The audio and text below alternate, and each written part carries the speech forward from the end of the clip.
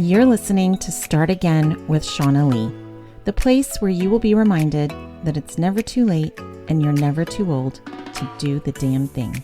So stick around if you're ready to vibe higher and be inspired to chase your dreams. Hey everyone. Welcome back to another episode in my Ignite Your Brilliance series. This week, we are talking about how we turn pain into power. All the ways that we can overcome adversity with resilience. So listen, on this podcast and in my business, I highlight all of these ways that we can start again later in life. And, this motto is one that I fully stand behind, that it's never too late and you're never too old to do whatever it is that has been calling to you, right? So whatever this big, grandiose idea that you have, this dream for the future, there is no reason for you to wait any longer before you get started. So listen, these start again moments. I'm your resident start again expert. For those of you who do not know me, my name is Shaunna Lee, and I have created this business as a way to help people kind of jumpstart this new ambition. So we write books together, we start podcasts, we start businesses. We sometimes just find out how to put our lives back together after, significant loss. These painful experiences that we have all encountered, they all share something in common, which is they are painful.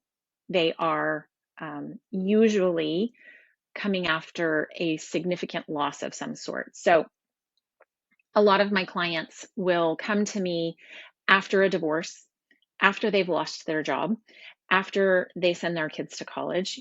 Any one of these experiences can present to us a painful experience of loss. And the thing about most of these is that it tends to be an unexpected loss. And even with the empty nesters, it's not that they didn't expect that their kids would move off and go to college. It's that the loss they feel is so unexpected.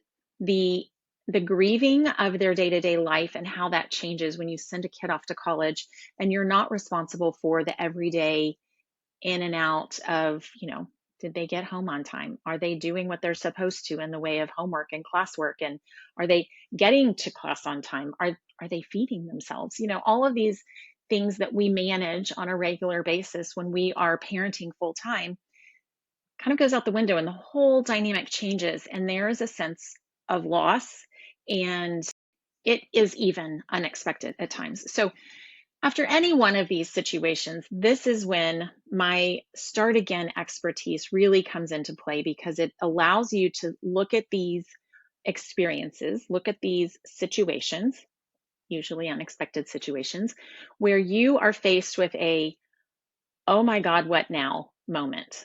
What the heck do I do now? Whether you are reeling from an unexpected divorce, or you have found yourself unemployed after working at the same company or in the same industry for a couple decades. All of these situations have this, what the fuck, now what theme to them, right? That is where I have the ability to help people kind of navigate that with a little more grace and ease than, some of us have done. But one of my favorite visualizations, examples of how we turn pain into power is actually from a tattoo that I have. So after my third divorce, I got an arrow tattoo in the middle of my back. Now, let me tell you, if you may or may not be a fan of tattoos, it's fine. What I will tell you is, if you are interested in getting a tattoo, I would highly recommend putting it in a place where you can see it, because I never see the one on my back and I sort of forget it's there. However, when people ask me, it gives me the opportunity to kind of describe why I got this particular tattoo. So I have been divorced 3 times, as we know. And after the third divorce, I really connected with this idea of an arrow. And how does an arrow shoot straight and far? It needs resistance. It needs to be pulled back. And so for me, this arrow became the representation of these 3 experiences of loss of a marriage, being kind of the resistance that pulled me back so that I could shoot forward and propel me into the future. where I was going, straight shot, fast. And so this arrow on my back became the symbol of, yeah, there was some resistance. There's been some painful experiences in my life, but that's what I'm using to create the power to move me forward. And so it's a great illustration of what we're talking about today. And how do we do that? How do we turn this painful situation into the power that propels us forward? So, you know, pain and adversity, there's no lack of examples of what that looks like. And any one of us could give you a handful of ways that we have overcome adversity. And I will say the majority of people do this quite well and can kind of navigate these situations, whether they are unexpected or not, whether they know how to move forward or not. Everybody sort of just figures it out. Or, you struggle along until one day you're like, wow, I got through that. That's great. But what we're talking about here today is being more intentional about it. And how do you actually take that situation and with intent and on purpose use that to power your next move? And that's what we're talking about today. So before we talk about how we shift to using that to our advantage, it's helpful to actually sit and look at what are the ramifications to not doing that. So we all know how pain can affect our bodies physically. And maybe you do or do not know this, but there is a theory of thought that says any emotional trauma to any extent, any emotions that we store in our body that we are trying to numb or avoid or just kind of shove down and not deal with, those emotions don't go anywhere. If we don't give them an outlet to leave our bodies, that is what becomes our physical ailments and diseases and all the ways that our body screams at us to pay attention. And that always has an emotional basis to it. So I would challenge any one of you to look at a physical pain that you have today and then do a quick Google search. What is the emotional meaning behind back pain or shoulder pain or knee pain? And look up what you get back and tell me if that does or does not resonate with you. I've spent many years researching this and finding how true this is for me and my clients, that typically it can be one of the very first ways that we start to work together is talk to me about your body. What's happening in your body? Because this impact of emotional pain on our body it's super evident if you actually take the time to start looking at it. So we obviously know if someone is depressed for a long period of time, that has physical ramifications. If you are dealing with high stress situations for an extended period of time, that has physical ramifications to your body. And so all the ways that we can kind of look at these painful situations, look at the emotions that are underlying them, and find healthy ways to release those emotions and let them go allows us to really take care of our bodies in the most important way. And so we can see the impact of pain when it goes unaddressed. But how do we actually shift that into resilience? So I will tell you that a lot of it is the way you look at a situation. And so, in order to build resilience, you want to be able to look at a situation and see proactively how it might be benefiting you. And this is not easy. This takes practice and it takes time. But when you have the ability to look at past situations, it's really most helpful if you're not in the muck of it right now. If you can look back at the most trying periods of time in your life, you can look back and see that there was a lesson learned or there was some value that you obtained from this situation. And the more that we can do that, the more that we are training our brains to kind of look at it in the current situation and to be able to know in advance of shitty things happening that it will always be working somehow in our favor. And here's one of the things that I try to tell myself and remind myself in the midst of difficult situations, and that is, this is happening for me, not to me. And the more that I can shift to seeing that as a possibility, the quicker I'm going to move through the situation. And when we can look at a situation that is painful and difficult, and we can look at it and say, all right, what am I getting out of this experience? I'm going to give you a really common example, and it's very small. So let's say you've got an extremely busy week at work. You've got a big project or a big presentation. Something's happening that has been culminating to this whole experience. And that's the day that you get sick. Every time this happens, or it could be that your kid gets sick and you're pulled out and can't be at this event or this important meeting. Anytime this has happened to me or people in my life, and I can kind of look at the situation, almost always when it is me who's gotten sick, it is because here's the thing. If I ask myself, what am I getting out of this experience, being sick when it's super inconvenient? What I'm getting is the ability to rest. And why is this happening for me? Usually because I haven't been resting and I haven't been taking care of myself. Those times when I don't make rest and relaxation a priority, and I'm trying to go, do, and push the envelope, those are the times when I get sick. And it's because I actually needed rest. So the more that we can kind of proactively look at these situations as happening for us and not to us, can help us to build that resilience. But I'll tell you, the biggest way that we are able to kind of turn that into power that fuels us moving forward is in the way that we look at the situation. So primarily shifting your mindset around how you're looking at the situation is step one. So what I like to tell people is maybe you can't look at this situation. Let's say you're in the midst of an ugly divorce. It's hard to look at the situation when you're in the midst of that and say, wow, how is this happening for me? What am I getting out of this situation? Because sometimes it's just that we need to shift through the situation in order to see the benefit. But here's one of the things that I always recommend. Maybe you can't get quite there yet, but what you could do is allow yourself to be willing to see the situation differently. And sometimes that is all that it takes. One of my favorite mantras is to say, I am willing to see this differently. What it tells me is I'm going to take the pressure off of thinking that this situation is the way that I have defined it in my mind. And I can just say, you know what? I'm willing to see this differently. I don't know what that looks like. I don't know what it means, but I'm willing to see it differently. That alone can shift your mindset just by saying you're willing to see it differently. So from there, then you could shift into what am I getting? What's the value? What is the benefit to me? All the good, juicy stuff that would come from these not so great experiences.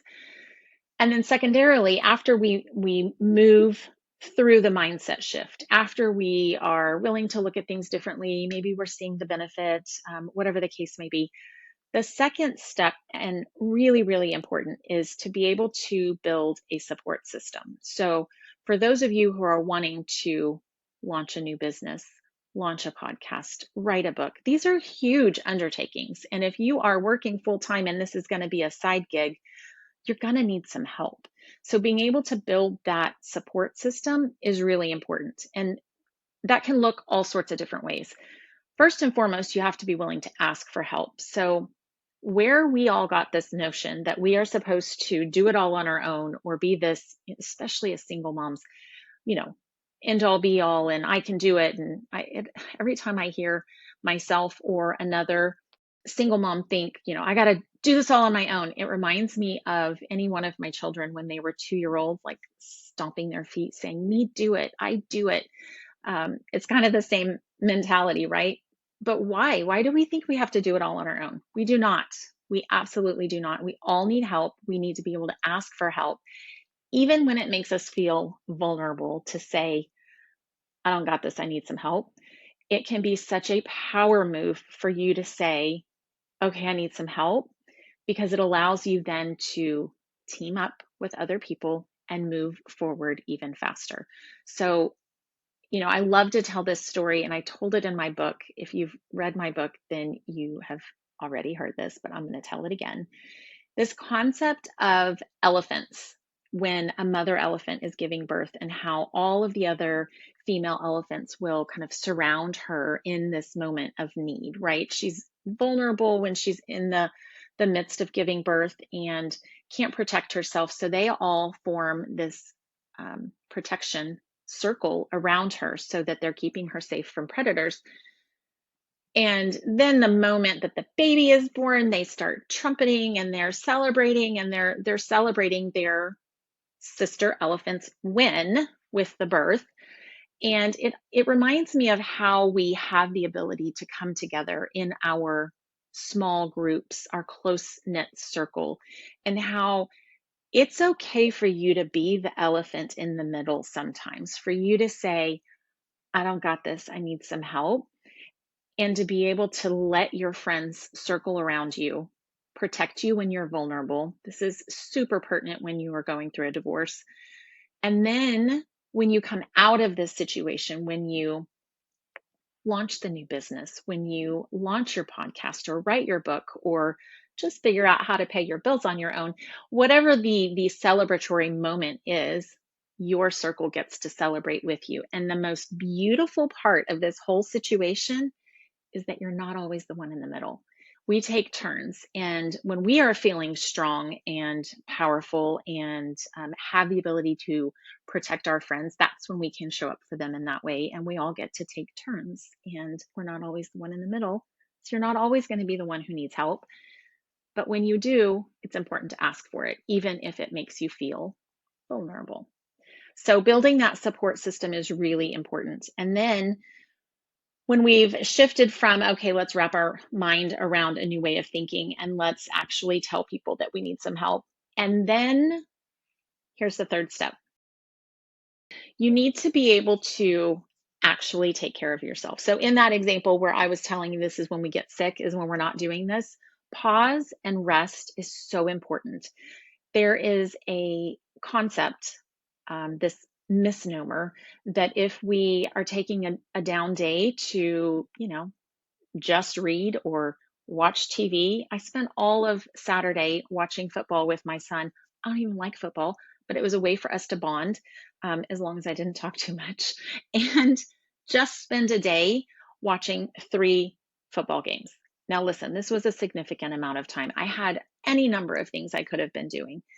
But sometimes when we're doing the nothing, we actually are doing something important. I needed rest. I have had an extremely busy few weeks, and I needed the opportunity to just sit and knit and hang out with my kid. So this idea that you're being lazy or that you're not being productive is quite honestly bullshit. Sometimes what you need to do is to rest. And so that can be a really helpful way to kind of build your stamina, to refuel your batteries, but also being able to find ways to physically allow those emotions and all of that negative energy to have somewhere to go. We want to be able to move whatever that energy is out of our bodies. So whether it is that you're angry about the situation that you find yourself in, or you're frustrated that you are, once again, a single mom, whatever the case may be, you want to have a physical way to move that out. And that's where, move yourself to another room, go work out, walk around the block, whatever the case may be, to just generally get that energy moving out is what you want to focus on. And then obviously, you guys know I'm such a fan of meditation and journaling. I find meditation to be a really, first and foremost, it was a way for me to learn how to calm and reset and regulate my nervous system. So being able to move out of survival mode into this energy of thriving. First, I needed to be able to soothe my nervous system, and meditation is really what taught me how to do that. Beyond being able to kind of find my center, find my calm, quiet the noise in my brain, what I really needed to be able to do is use that to propel me forward. And so this is one of my favorite ways to use meditation, which is to visualize where I'm going. And you guys have heard me talk about this, but the ability to meditate and visualize what this future state looks like, who it is that you're becoming, what it feels like to be her or him, can be done in meditation. And listen, this can be 10 to 15 minutes a day. This is not, hours long humming and chanting, in the dark. It doesn't have to be all that. It can just be a 10-minute practice every morning where you sit and say, okay, what am I going to do today? How am I going to move throughout my day? What does it feel like for me to get a little bit closer to this big goal I have? And meditation can be a great way to do that. Now, journaling, I'm a writer, so I love journaling, but one of the ways that I use this is to really sit with this idea of I'm willing to see things differently. And even if I'm just starting my journaling session by writing those words, sometimes that's all I need to be able to shift into, okay, well, what does that look like? How can I view this situation differently? I'm going to tell you a little example. You may or may not know, I am recently certified to be a breathwork facilitator. And in this teacher training that I was attending, one of the activities we did was it was super powerful actually, to write a letter to the person that you are having a hard time forgiving. And you write this letter to the person and you say every little thing that they've said, everything that they've done, and what it made you feel. And you just get it all out. So journaling can be a great way to kind of work through this activity. And then here was the magic of this moment. You put that letter aside and then you write a new letter. And the letter is from that person to you, from their perspective, saying all of the things that you wish that they would say to you. And one, it is therapeutic and it's cathartic because it allows you to kind of hear those things that you're hoping to hear. But also, what it does is shift you into what does it look like? What does this situation look like from their perspective? If I were to actually sit in their shoes, what does that look like? Why did they do the things they did? What did they think about the situation? And sometimes this can be all it takes for us to be able to let go of that hurt and set it down and walk away from it. And that is what forgiveness is. And that is always a gift to you and not the other person. They may not care if you ever forgive them or not, but you should care because you're not carrying that emotional weight of that hurt any longer. And so being able to use journaling as a way to shift your perspective is a really powerful one. So then step 4, this is my favorite. This is my favorite part. This is where we get shit done, right? So it's all good and well to have big dreams, but listen, you got to do something with them. So if you want to be a millionaire, amazing. Mantras out the wazoo if that's what you are here for. But you actually have to take some steps to make that happen. So this is where setting goals and taking action is important. One, you want to be realistic. Let's not set the goal that you're going to, I don't know, publish your book next month if you haven't started writing it yet. Maybe that's not realistic. Maybe it is realistic. Some people have been known to do it, but being able to set what is a realistic goal is helpful because it lets you build that momentum and build some confidence as you are taking action and you're checking some things off. It creates this momentum of where you're going. Sometimes when we lower our expectations, we're able to actually move faster and further. So, for example, if you said at the beginning of the year that you wanted to start a podcast this year, is it realistic that you could have your podcast launched in 30 days? I say yes. Yes, it is. I actually have a program that helps people do that. Now, if you're going to write a book, maybe the 30 days is not realistic, but being able to just set those expectations appropriately is what's important, because then it allows you to take baby steps every day towards that goal. So if, for example, you want to write a book, maybe your goal is that you're going to write every single day without fail, 15 minutes, carve out the time. I tell you, when you set tiny, tiny goals like writing every day, it becomes a habit. It allows you to build some momentum. And here's what always happens. You'll carve out 15 minutes and say, oh my gosh, I'm so busy. I don't have enough time to write a whole book, but I could write 15 minutes a day. So maybe you use 15 minutes a break from work or before you go to bed or during lunch, whatever it is. Find your 15 minutes and here's what will happen. It'll end up stretching because when you're doing this thing that you love, you squeeze out a little bit more time. So then 15 minutes becomes 30 minutes, maybe, one day a week, you've got a full hour that you're actually doing it. But as you are doing this and building the habit, you'll build the momentum. You'll get more and more words down on paper. And then before you know it, you've got your whole book written and you look back and you're like, how the hell did I do that? That's how you do it. Baby steps are better than no steps. What is one small thing that you can do today to get you closer to where you're going? And start small. It doesn't have to be grandiose. There's time for all of that, but some days we just need to have tiny little actionable steps that are realistic so that we can build our confidence, so that we can build our resilience, and we can actually do the damn thing that we've set out to do.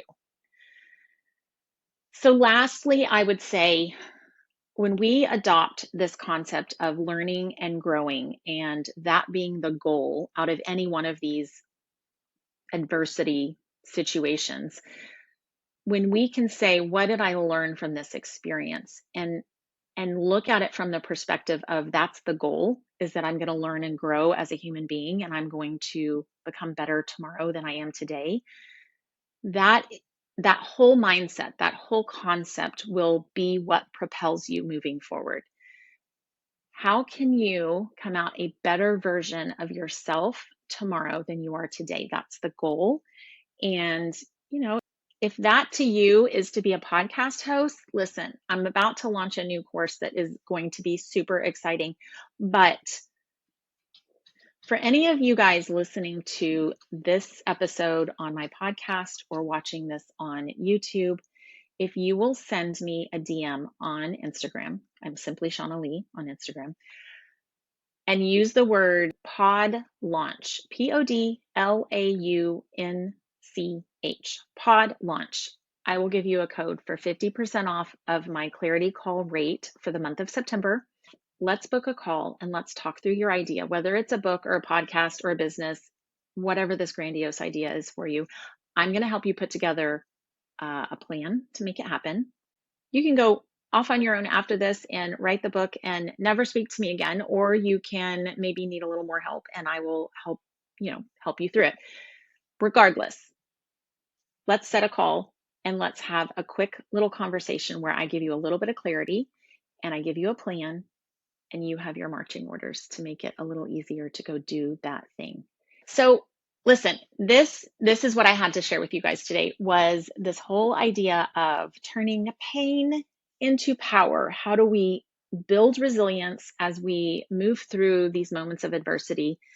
And how do we use that to propel us forward faster into this next goal that we have seamlessly, with grace and ease and speed?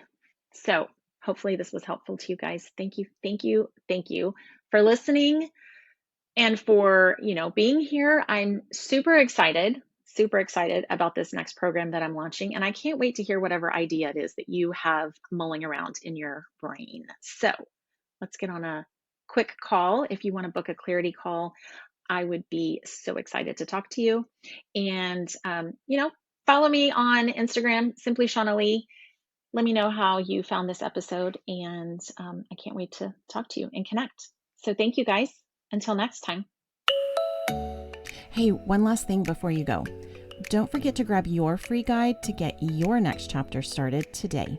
Let's make this pipe dream of yours this year's reality. Pop on over to ShaunnaLee.com/start again to grab your free guide.